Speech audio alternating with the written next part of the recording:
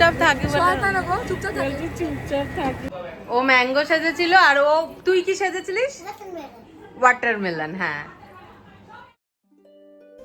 Hello everyone, welcome back to my channel magical Meghali.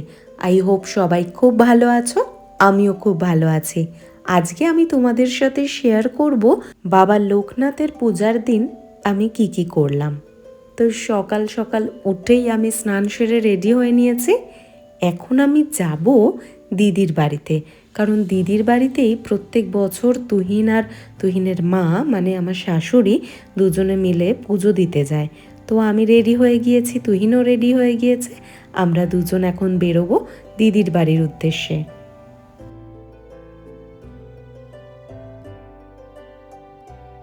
যাওয়ার আগে ঠাকুরের জন্য একটু ফুলমালা নিয়ে নিলাম, আর নিয়ে নিয়েছিলাম একটু মিষ্টি মিষ্টি আর জিলিপি না সরি অমিত্তি। ঠাকুর কিন্তু অমিত্তি খেতে ভীষণ ভালোবাসে, তাই একটু অমিত্তি নিয়ে নিয়েছিলাম। আর এটা হচ্ছে আমাদের হাওড়ার অমৃতমধুর একটা মিষ্টির শপ, এখানকার মিষ্টি কিন্তু খুব ভালো। তারপর চলে গেলাম দিদির বাড়ি। দিদির বাড়ির এন্ট্রান্সটা এরকম সাজিয়েছিল, পুজো আরম্ভ হয়ে গিয়েছিল। সেই পুজোর কিছু মোমেন্ট তোমাদের সাথে শেয়ার করছি।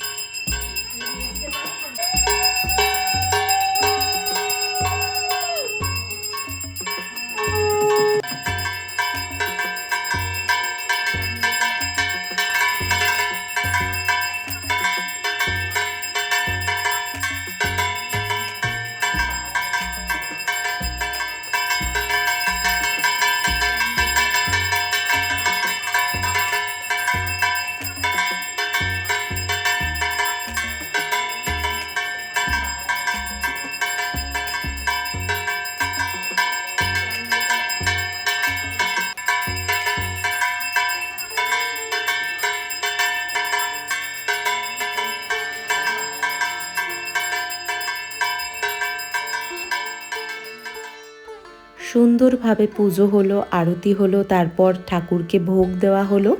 তারপর দেখছিলাম ঠাকুরকে দু চোখ ভরে, অসাধারণ লাগছে। একটা শান্ত সৌম্য ভাবের সৃষ্টি হয় ঠাকুরকে দেখলে। আর বাবা লোকনাথ কিন্তু খুব জাগ্রত, খুব। আমার মা বাবাও বাবা লোকনাথকে ভীষণ মানে। আমাদের বাড়িতেও ছোটবেলা থেকে পুজো হতো, দেখে এসেছি বাবা লোকনাথের। আমার মা আর বাবা তো মা তারা আর লোকনাথের ভীষণ ভক্ত। তো পূজার পরে আমি, আমার শাশুড়ি, দিদি আমরা সবাই একটু প্রসাদ খেয়ে নিলাম ঠাকুরের। তারপর একটু দিদির ঘরে এসে আমি রেস্ট নিচ্ছিলাম। দেন একটু মজা করছিলাম পুচকিটার সাথে, মানে দিদির মেয়ের সাথে। ওর সাথে একটু খুনসুটি না করলে হয়, তো ওর সাথে একটু আমি খেলা করছিলাম। আর ওদের বাড়িতে পুজো তো সবাই আসছে, আর ওর জন্য কিছু না কিছু খেলনা বা চকলেট আনছে। ও সেগুলোই আনবক্স করছে, মানে সেগুলো তো রেখে দেওয়ার ব্যাপার নেই, সেগুলো সঙ্গে সঙ্গে খুলে দেখতে হবে যে কি আছে। তো সেগুলো করছে। কেউ একটা বোর্ড দিয়েছে এই লেখা, সেটা নিয়েই ও এখন খেলা করছে। আর এই দেখো মন্দিরের সামনে কি সুন্দর লেখা। এটা কিন্তু লোকনাথ বাবারই বাণী, আর সত্যি সত্যি যেখানেই তুমি ওনাকে ডাকবে সেখানেই উনি রক্ষা করবে।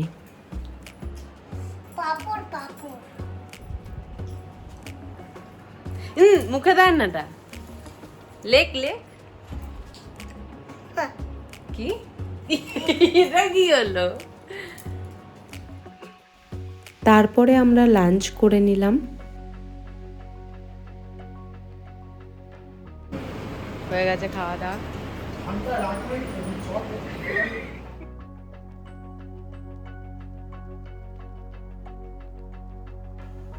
তারপর আমরা লাঞ্চ করে একটু বসে চলে এলাম বাড়ি।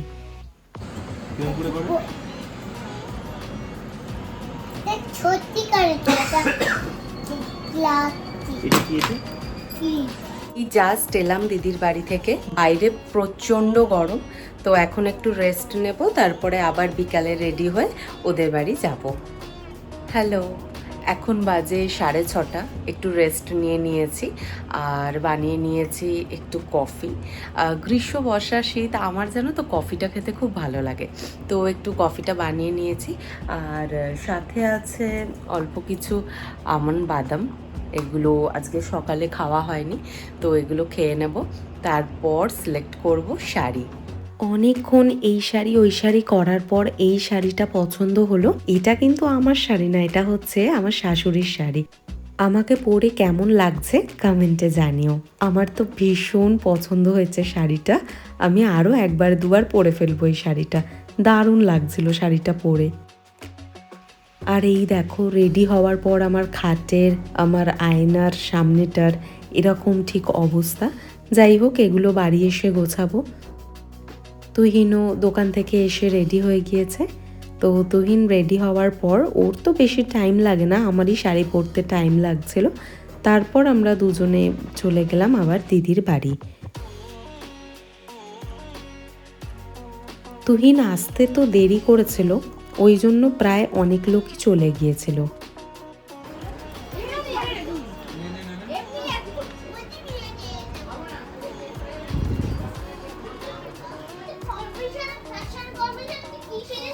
ফ্যাশন না, ফ্রুট। ও ম্যাঙ্গো সেজেছিল আর তুই কি সেজেছিলিস? ওয়াটারমেলন। এই হ্যাঁ, যে এরা বদমাইশি করছিল, তো এদের সাথে আমিও একটু মজা করছিলাম। এদের সাথে সময় কাটাতে যে আমার কি ভালো লাগে কি বলবো। তোর নাম কি? আচ্ছা।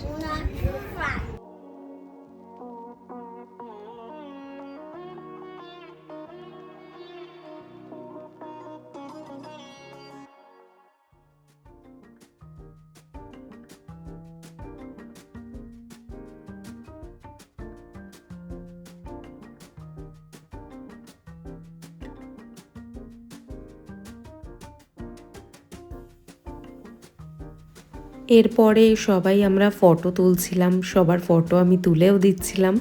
তারপর আমরা সোজা চলে গিয়েছিলাম ডিনার করতে, কারণ অনেকটাই রাত হয়ে গিয়েছিল। ডিনারে তো অনেক কিছুই ছিল, মানে নিরামিষ যা যা আইটেম হয়ে থাকে সব কিছুই ছিল এখানে। তারপর আমরা ডিনার করলাম, ডিনার করে চলে এলাম বাড়ি। তো এই ছিল লোকনাথ বাবা পুজোর দিনের ভ্লগ। কেমন লাগলো ভিডিওটা জানিও কমেন্টে।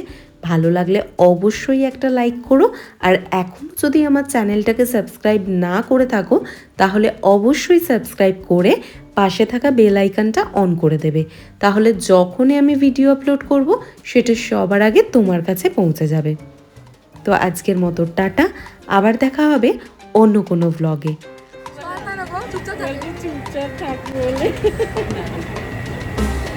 আমি দড়ি বলছি শয়তানো ভিডিওটা আছে।